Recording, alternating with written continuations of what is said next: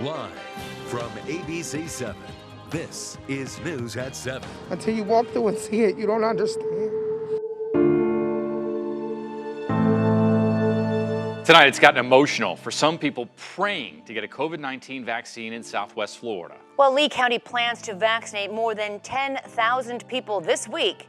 That's just a tiny portion of the demand. Thanks for watching. I'm Krista Fogelsong. And good evening. I'm Jeff Butera. We want to do something right now. We want to show you how few people have actually gotten the vaccine so far in Lee County. Imagine that one Skittle represents 5,000 people. Here's how many people will be vaccinated in Lee County by the end of the week. 4 Skittles, 20,000 people. That's it. But Lee County has more than 225,000 people 65 and older.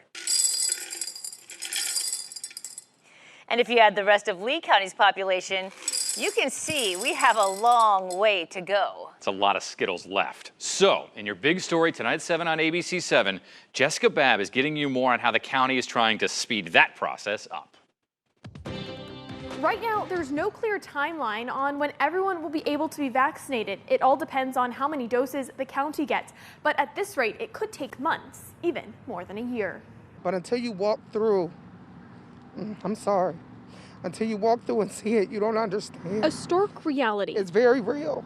People need to take it seriously. People are dying. A loss Cape Coral resident Cherie Bailey has felt. My little cousin passed away in Pennsylvania from COVID. As COVID cases surge, following it and just kind of waiting for when we can get our turn to do it. People are counting down the days until they can step in to get the shot. I was hoping in the next couple of months. You typically need something in the very high percentages, again, 70 to 90% for it to be completely effective. This week, the county is vaccinating 9,000 people, making a total of 20,000 in Lee County. So certainly the vaccination process is going to be a long road. Let's do the math.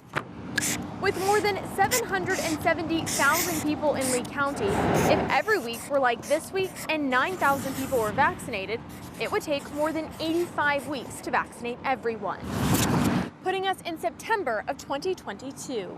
But with the federal government now releasing more doses, if things speed way up and the county gets more of them, you could get vaccinated faster. With only a few changes, we can ramp that up to 10,000 per day. But until that happens, makes it even more important for people to take this seriously. We could be lining up for the long haul. Trying to stay at home, do all the right things, and wait for the vaccine. The Department of Health says they want to vaccinate people faster. It just depends on how many doses they can get. In Lee County, Jessica Babb, ABC 7. We do have a little bit of good news tonight. New tonight, Lee County has added 1,800 more vaccine appointments this Thursday and Friday. Now, those spots are expected to be claimed within minutes. Your best bet is to call right when the line opens tomorrow at noon. That number is at the bottom of your screen right now. We also have it on our ABC 7 News app. Let's get you more because big changes are coming to the federal government's distribution strategy. First, leaders are now directing states to start vaccinating people 65 and older and people with underlying health conditions. But if you have been following Florida, you know that's what the governor here has already been doing. Also, states with a larger 65 and older population will start getting more vaccine supply. If you know Florida, you know that means we would be at the top of the list. Lastly, the administration will no longer hold back second doses and instead will ship more doses to states right away. They have been hearing from state leaders that supply is too short. Future residents are getting vaccinated months before even moving into their new senior living facility in Collier County. More than 300 seniors planning to live at the Sienna Lake Senior Living Center just got their first dose of the vaccine today. The facility set up the distribution through a partnership with CVS. It was a miracle. I just thought, I am so lucky. It's absolutely wonderful. The seniors vaccinated today are set up to get their second dose of the vaccine in February. Tonight, 200 more people in DeSoto County have their first shot of the vaccine. It was first come, first served today, which meant hundreds of people showed up in their cars and many left without getting a dose. There wasn't enough supply. Once the gates open, in fact, all the shots were gone in just an hour. Those lucky enough to get a dose are more than grateful. Why did I come out here today? I want to live forever. It's like a gift from heaven. There will be another distribution next week. DeSoto County leaders are still working through the details on that. my flip phone. I think I had it for about 5 years. Thousands of seniors in Southwest Florida are like that man, Robert Galusha. They say they're just not very tech savvy. That means those seniors are having a hard time scheduling an appointment, whether they're trying to do it over the phone or just trying to do it online. Tonight, ABC 7's Alex Howard is getting you more on how you can help get them vaccinated. Meet Robert Galusha. At 80 years old, he still lives by himself in San Carlos Park. As a former firefighter, he's pretty independent. This is me when I was in business. But lately, his calls are going unanswered. Nobody answers the phone with the ability to get an application or to sign up for one. Like many people his age, Robert is eager for the opportunity to get a COVID vaccine, but his years of riding a fire engine have left him hard of hearing. Well, the siren on the truck is on my side, and when you're going under viaducts and all this stuff, that big federal siren just screams. He also doesn't have a computer, making signing up online or by phone a challenge. But the elderly, especially if they have difficulty, as we talked about before, using cell phones or technology. Dr. Sue Hook from the Samaritan Health Clinic in Cape Coral says it's common for seniors to have issues with technology like this, making the role of family and friends essential. If one of our elders or someone with a disability is having a difficult time, I think our first order of advice would be reach out to a family member or friend. Especially when it could make all the difference in someone's life.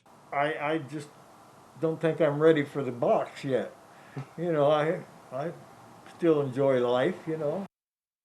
It's Alex Howard reporting. Right now, Lee County only offers appointment by phone, but Collier and Charlotte counties do let you sign up online.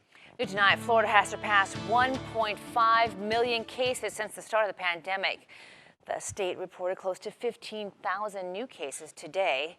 More than 800 of those cases are from here in Southwest Florida. And for the second day in a row, Florida's positivity rate is at 10.6%, but the goal is to get it below 5%. We also want to check in on our Southwest Florida hospitals, see how they're doing. Tonight, Lee Health is treating 192 COVID-19 patients. That number has been hovering around there for the last couple of weeks, so it's staying steady. As for hospital capacity, the Lee Health system is at 94% bed capacity. 14% of those patients have COVID-19. We know it's hard to keep up with the vaccine distribution and the climbing COVID-19 numbers, so stay up to date with our ABC 7 News app. You can get vaccine locations, how to make an appointment, as well as the current coronavirus cases. The app is free in Google Play and the App Store.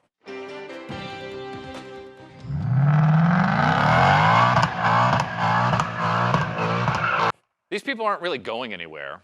They're just trying to go fast. Caught on camera in San Carlos Park, street racers zipping along Lee Road close to several businesses last night. And I want you to take a look at the mess that they left behind. You got donuts all over that road right there.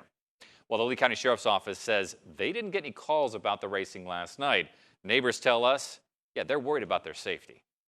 I understand why, because it's a dead-end road, but it's still dangerous. It's dangerous for anybody that's even there. I mean, someone could have been seriously hurt, and that wouldn't be good for us.